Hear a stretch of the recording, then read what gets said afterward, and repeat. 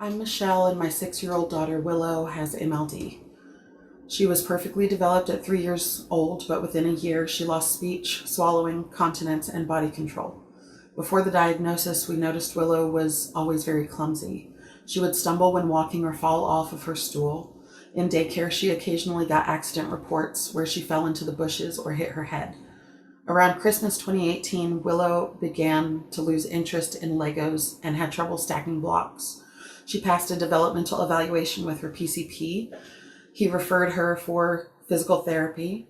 After 6 weeks, there was no progress in her motor skills, but instead a slight decline. A neurologist referred Willow for an MRI, which showed a white matter disorder. After blood and urine analysis, we had a positive diagnosis for MLD, a terminal illness for which there was no plan of care.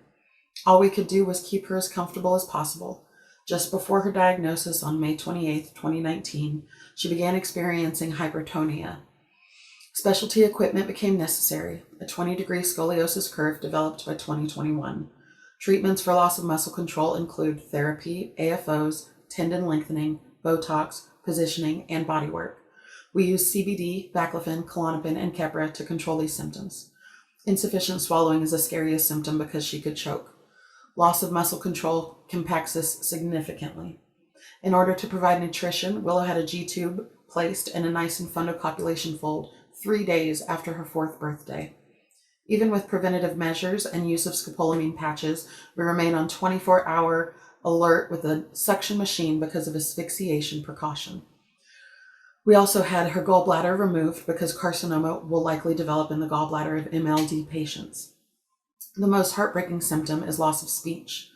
My gut wrenches when I remember her sweet voice singing her favorite song, "You Are My Sunshine." Nothing's worse than being trapped in your own body with no way of communicating. We have speech therapy teaching us how to communicate with Willow through blinking and the use of an eye gaze device, but it's not without difficulty. Willow started drooling uncontrollably around the same time her speech slowed. Once, kids were playing at our house, and when they saw Willow drooling, they chanted, "Don't touch Willow." This would be the first of many heartbreaks on our journey.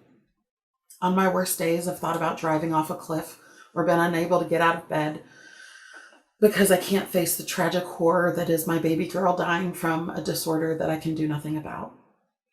It seems cruel to speak of losing a loved one who's still living, but we grieve for her voice, her songs, her laughter, hugs and kisses, her getting to be a kid. I got psychiatric help during this unimaginable time. Without that and support from friends in the MLD community, I might not be here today. Willow's worst days consist of crying, joint stiffness, and neurological pain. We'll see bruxing in Willow's mouth and fasciculations in her arms and legs. When all 3 symptoms persist, this means she needs a medication increase. Days stuck inside are emotionally and mentally detrimental as well. When isolated, the mind atrophies and breeds despair. Although Willow cannot speak, I believe she feels loneliness, isolation, embarrassment, abandonment, insecurity, and confusion as to why this is happening to her. All I can do is give her love and attention and communicate with her as much as possible. Our best days start with a smile or even a grunt or giggle. We look forward to outings and adventure. Willow loves to be outside and see new people and animals. A good day also consists of normal bowel movements, no fevers, clear respiratory airways, good urine output, and no muscle stiffness. Every day is challenging. Other children meet on the playground, have sleepovers, run around at parties, and enjoy their favorite treats. Willow can't do any of those things. She'll never be able to live on her own without 24-hour care. I think she'd like to go to school with other kids, but due to lingering COVID threat, the best option for her is a homebound teacher. One worry about the future is Willow's scoliosis becoming so bad that she'll need reconstructive surgery, or getting to a point where surgery is no longer viable. I'm concerned about her respiratory wellness, and I fear the need of a trach one day. I worry about what I'll do when Willow's too heavy for me to carry.